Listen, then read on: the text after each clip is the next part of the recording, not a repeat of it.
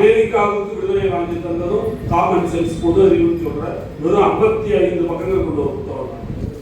அப்ப அந்த புத்தகத்துல ஒரு விஷயத்தை அவர் சொல்றாரு என்னன்னா, அமெரிக்காவை இங்கிலாந்து அடிமைப்படுத்திருக்கு.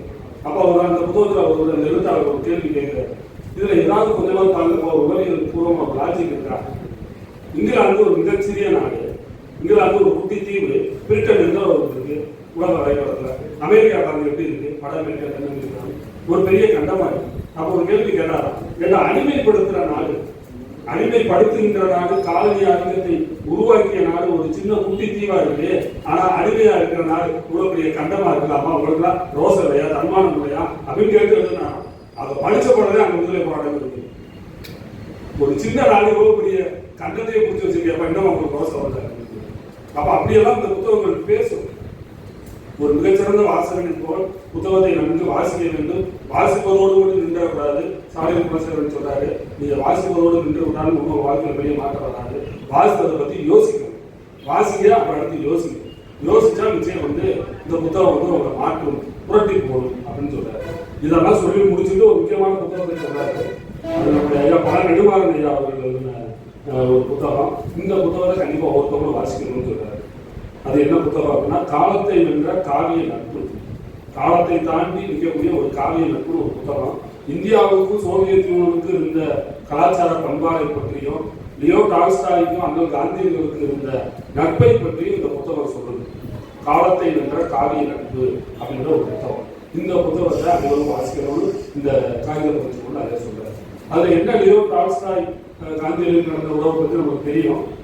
அதுல லியோ டால்ஸ்டாய் முக்கியமா அவர் சொல்றாரு. அவர் கிறிஸ்தவ மதத்தை சேர்ந்தவர். அவர் சொல்றாரு, நான் வணங்குகின்ற கடவுள், நான் வணங்குகின்ற தினந்தோறும் வணங்குகின்ற கடவுள் இயேசுநாதர் கூறியதை காட்டிலும் உங்க இந்தியாவில் தமிழ்நாடு ஒரு மாநிலத்தில் தமிழ் மொழியில் எழுதப்பட்ட நீதிமூலமான திருக்குறளை எழுதிய திருவள்ளுவர் சொன்ன கருத்துக்களை நான் மிகவும் கடைபிடிக்கிறேன், முன்னிறுத்துகிறேன் அப்படின்றது லியோ டால்ஸ்டாய் வாக்கு. இந்த கதையை படித்த பிறகு காந்தியடிகளுக்கே உழைச்சிருக்கு. நம்ம இந்தியாவில் இருந்தாலும் வந்திருக்கோம். நம்ம இந்தியாவுக்குள்ள தமிழ்நாடு ஒரு மாநிலம் இருக்கா, அங்க தமிழ் ஒரு மொழி இருக்கா, அந்த மொழியில எப்படிப்பட்ட ஒரு சிறப்பான நூல் இருக்கா அப்படின்னு உதவியாளர் கூட்டு திருக்குறள் வாய்க்காக. ஏன்னா லியோ டால்ஸ்டாய் அந்த கதையில் எழுதியிருக்காரு. ஒரு 6 திருக்குறள் குறிப்பிட்டு எழுதியிருக்காரு. இந்த 6 திருக்குறளே அவங்க நாட்டுக்கே சுதந்திரத்தை வாங்கி தரும்னு சொல்றாரு. அந்த 6 திருக்குறளுக்காக தான் தமிழ் மொழியை படிக்க ஆரம்பிச்சார் அந்த காந்தியடிகள். அது எல்லாமே அதுல இயேசு கிறிஸ்து சொல்லாத ஒரு சிந்தனை கூட திருவள்ளுவர் சொன்னார்.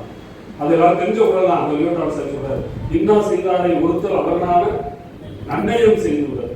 நம்மளுக்கு ஒரு தீங்கு செய்தவனை எப்படி கண்டிப்பது? உலகத்துல எந்த மதமும் இப்படி சொன்னது, எந்த மொழி இலக்கியமும் இப்படி சொன்னது. அதை வெக்கப்படுற மாதிரி நல்லதை செஞ்சிடறார். உனக்கு தீங்கு செஞ்சவன் உன் முன்னாடி வர்றதுக்கு வெக்கப்படணும்னா பதிலுக்கு நீ அவனுக்கு தீங்கு செஞ்சா பார்த்தாது. அவனுக்கு ஒரு நல்லதை செஞ்சு உன் முன்னாடி வர்றதுக்கே இந்த ஜென்மம் போது வெக்கப்படுது. அதைத்தான் திருவள்ளுவர் சொன்னார்.